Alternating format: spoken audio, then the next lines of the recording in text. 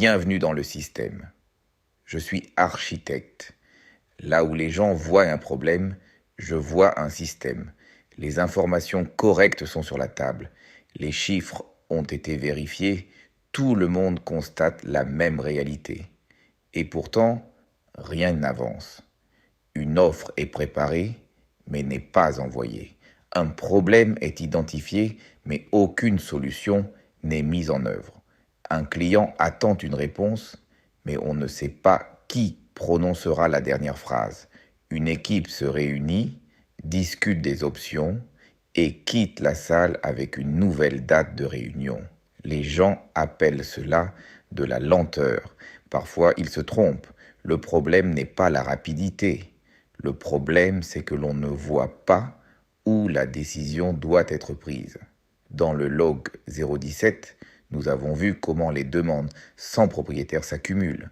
Dans le log 018, nous avons examiné comment une même information se transforme en réalité différente selon les systèmes. Désormais, l'information est correcte, la demande est visible et le processus peut être consigné. Mais le système peut tout de même rester bloqué, car l'information n'est pas une décision. Connaître une réalité ne signifie pas savoir quoi en faire. Souvent, les gens réclament davantage de données, davantage de rapports, davantage d'analyses, plus d'avis. Ils pensent que cela facilitera la prise de décision. Mais certains systèmes ne s'enlisent pas par manque d'informations, mais par manque de responsabilité décisionnelle. Tout le monde donne son avis, personne n'assume la responsabilité de la décision. C'est là que se crée le vide décisionnel. Ce vide n'apparaît pas à l'écran, mais il retarde les propositions, il ralentit les projets, il fait attendre les clients, il oblige les gens à revenir sans cesse sur le même sujet. Si personne ne s'approprie une décision, le sujet ne se clôture pas. Il ne fait que circuler d'une salle à l'autre, d'un message à l'autre, d'une réunion à l'autre. À chaque passage, elle s'alourdit un peu plus, car les décisions en suspens ne font pas que consommer du temps. Elles consomment aussi de l'espace mental. La personne rentre chez elle, mais la décision en suspens l'accompagne. La nuit, elle y repense. Le matin, elle rouvre le même dossier. Aucune nouvelle information n'est parvenue. Seule la décision n'a toujours pas été prise. Les gens considèrent ce fardeau comme faisant naturellement partie du travail. L'architecte voit la décision en suspens. Dans un système, une tâche et une décision ne sont pas la même chose. Une personne peut préparer le dossier, une autre peut le vérifier, une autre encore peut donner son avis. Mais qui va approuver? Qui va rejeter? Qui va décider de mettre en attente? Qui va assumer la responsabilité d'une mauvaise décision? Sans réponse à ces questions, le processus semble achevé, mais il n'aboutit à aucun résultat. Dans certaines institutions, il y a de l'autorité, mais pas de responsabilité. Dans d'autres, il y a de la responsabilité, mais pas d'autorité. Un collaborateur est tenu responsable du résultat, mais ne peut pas prendre la décision nécessaire. Un dirigeant détient le pouvoir de décision, mais n'assure pas le suivi du résultat. Dans les deux cas, le système relie les personnes entre elles, mais ne relie la solution à rien. Une responsabilité sans pouvoir épuise l'individu. L'autorité sans responsabilité sape le système. L'architecte fait se rejoindre ces deux éléments en un même point. Car prendre une décision ne se résume pas à faire un choix. C'est déterminer à qui revient la responsabilité du résultat. Lorsqu'une décision est prise, le système change. L'argent circule. Une équipe trouve une orientation. Un risque est accepté. Une porte s'ouvre ou se ferme. C'est pourquoi les gens peuvent hésiter à prendre des décisions. Ils ont peur de se tromper. Ils ont peur d'être blâmés. Ils ont peur de perdre d'autres possibilités en choisissant une option. Ils demandent alors davantage d'informations. Mais parfois, ce n'est pas l'information qui manque. Ce qui manque, c'est l'architecture qui définit comment la décision doit être prise. Toutes les décisions n'ont pas le même poids. Certaines peuvent être facilement annulées. Un message peut être réécrit. Un test peut être interrompu. D'autres, en revanche, laissent des traces plus profondes. Un contrat est signé. Un paiement est effectué. On perd un client. Un système est mis hors service. L'architecte ne traite pas ces deux types de décisions de la même manière. Pour les décisions réversibles, il privilégie la rapidité. Pour les décisions difficilement réversibles, il exige des preuves, des limites et une responsabilité clairement définie. Car un système alourdi par trop de contraintes ne peut plus fonctionner. À l'inverse, un système qui simplifie tout ne peut pas se protéger. L'architecture décisionnelle établit cet équilibre.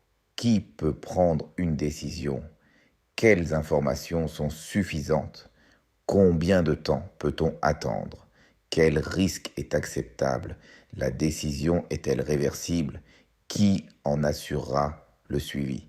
Une fois ces questions résolues, les réunions inutiles disparaissent. Les rapports qui ne débouchent pas sur une décision perdent tout leur sens. Les gens cessent de ressasser sans cesse les mêmes idées, car certains systèmes ne se développent pas pour produire de l'information, mais pour masquer l'incertitude. L'architecte ne cache pas l'incertitude. Il lui fixe une limite, un responsable, un délai, un point de décision, et il détermine à l'avance ce qui se passera si aucune décision n'est prise.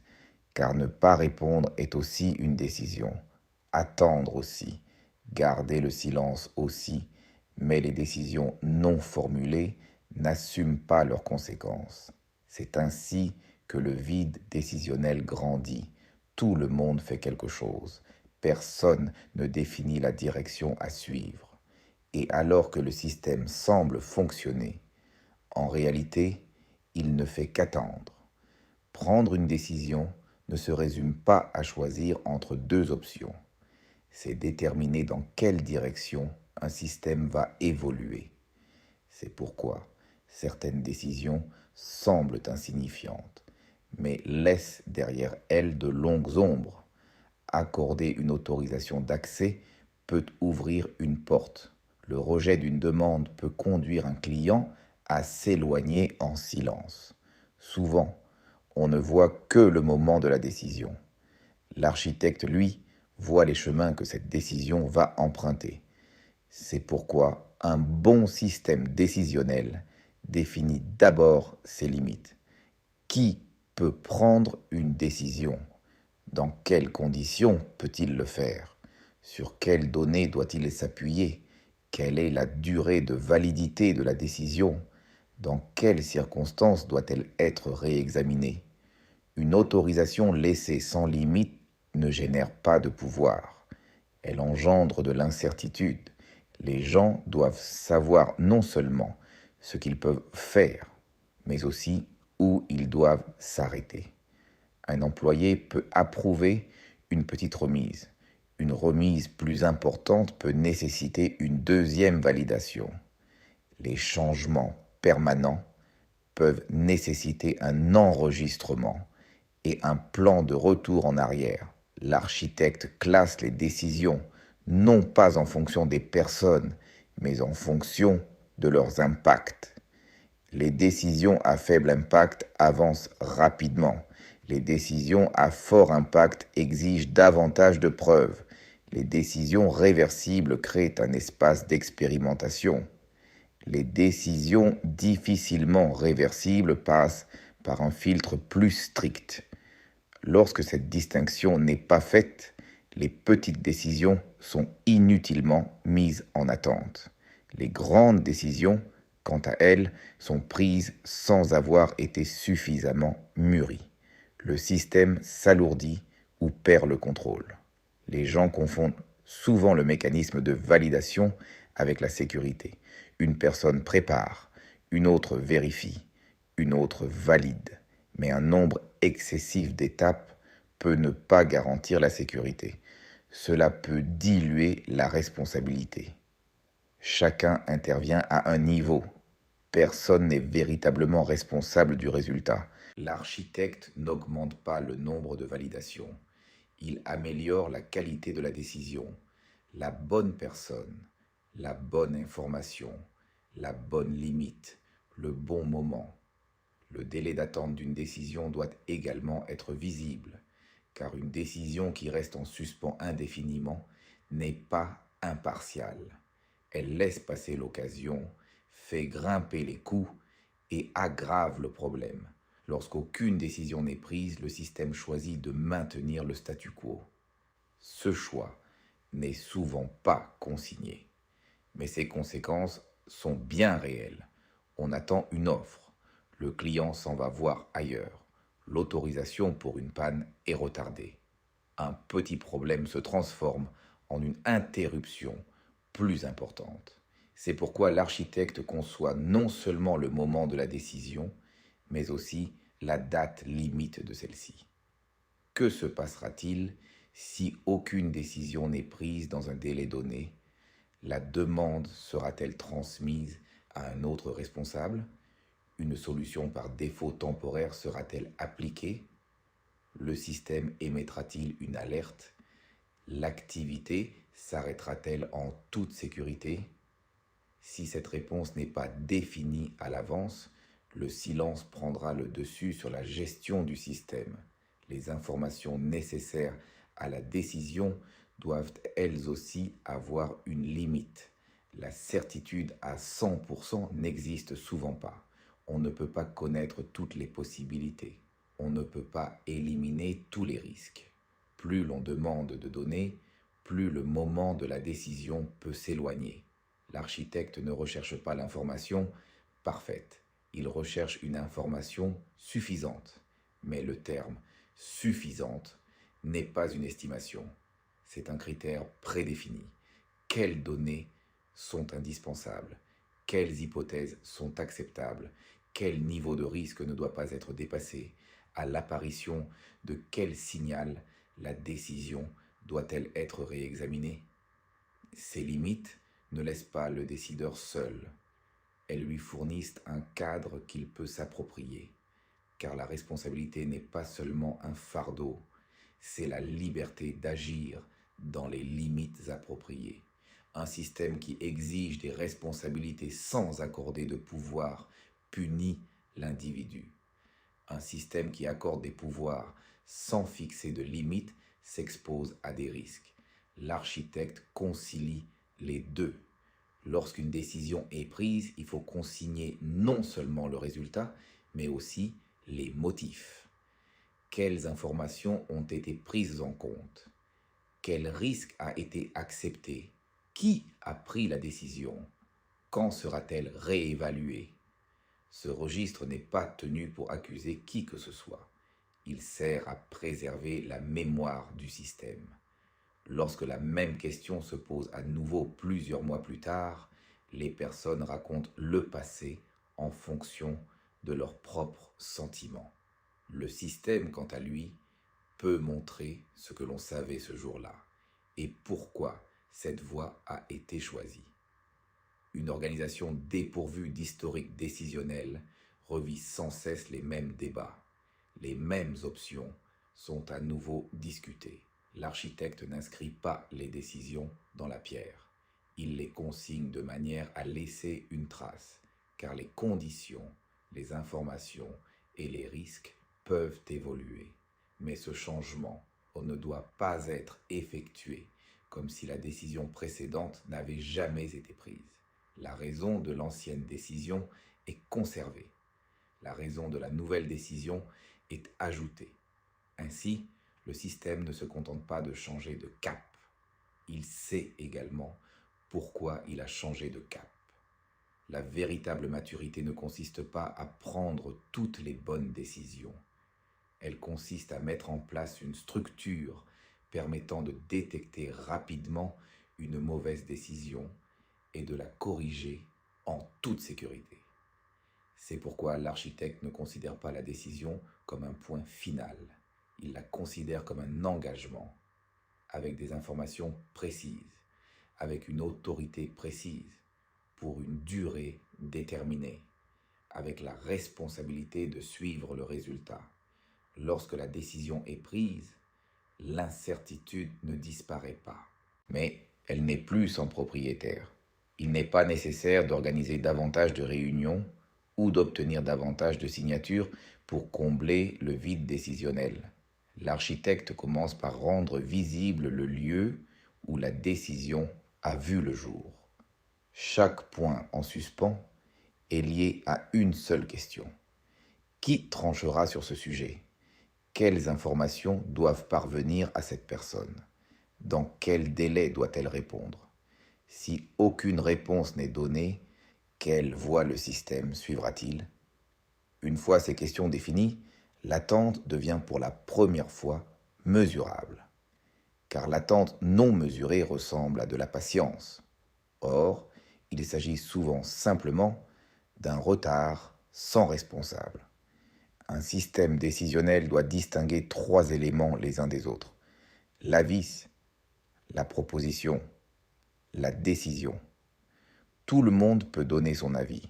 Certains peuvent formuler des propositions, mais l'auteur de la décision doit être clairement identifié. Lorsque cette distinction n'est pas faite, les idées circulent comme s'il s'agissait de décisions. Les décisions, quant à elles, s'affaiblissent comme s'il s'agissait de simples conseils, et personne ne s'engage alors à assumer le résultat. L'architecte n'accepte pas le langage ambigu. Peut-être, réfléchissons-y. On verra bien, cela semble convenir. Ce sont parfois des phrases nécessaires, mais elles ne peuvent pas perdurer indéfiniment lorsqu'il s'agit de prendre une décision. Le système exige finalement une situation claire, approuvée, rejetée, reportée.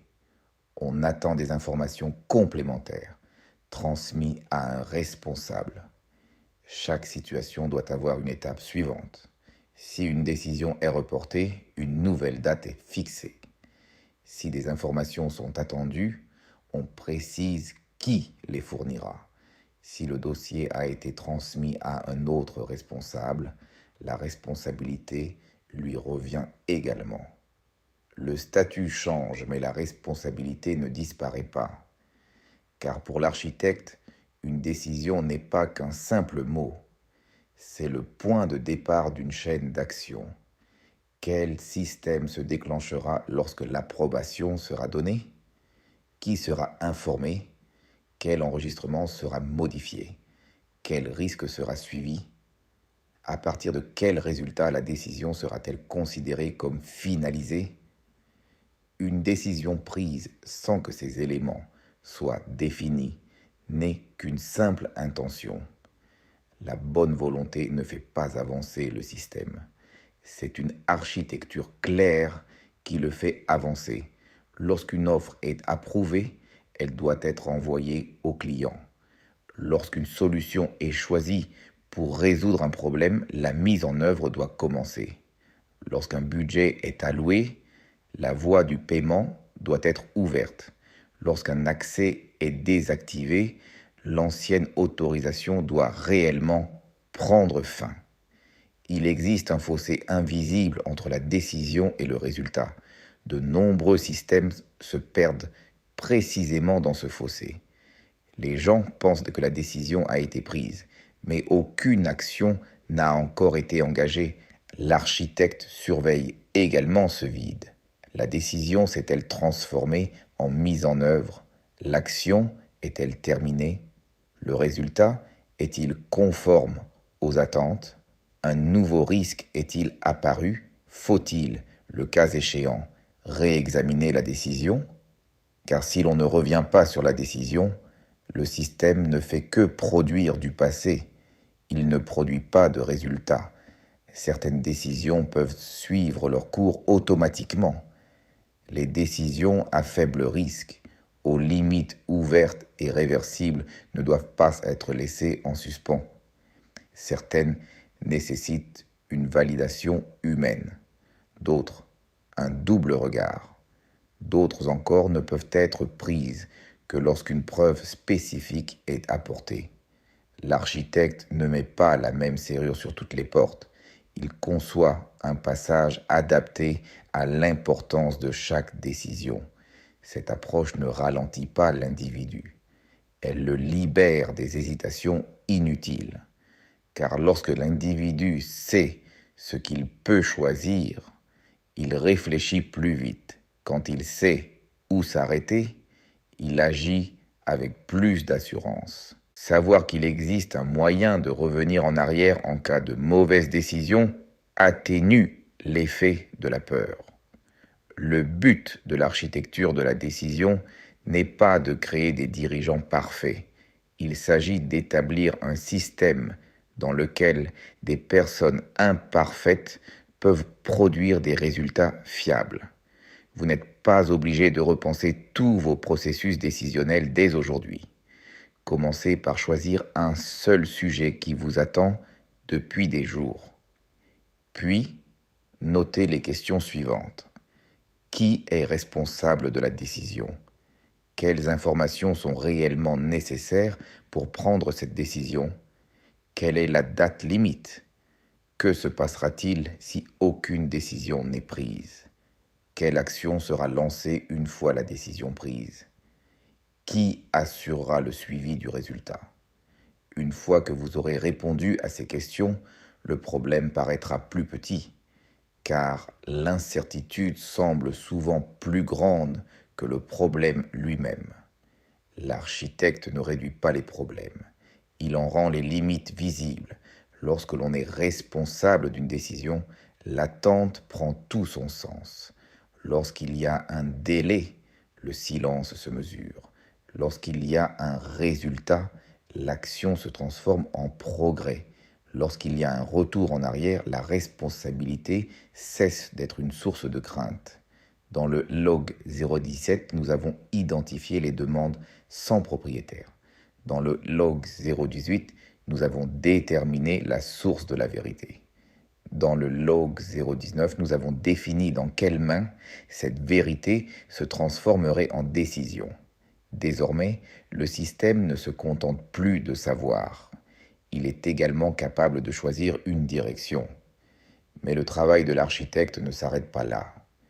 Car tant qu'une décision n'est pas mise en œuvre, elle n'est qu'une structure érigée dans l'esprit. Dans cet enregistrement, je ne me suis pas contenté de te montrer le vide décisionnel. J'y ai également laissé la pensée qui le comble. Tu peux voir de plus près sur syntlog.tech comment l'architecte décompose les problèmes, transforme les structures invisibles en solutions et oriente les systèmes. Je suis l'architecte. Nous nous reverrons dans le prochain enregistrement. Le jour venu, tu comprendras pourquoi ces enregistrements existent. État du système. Actif. Protocole 019. Terminé. Prochain protocole 020. État en cours.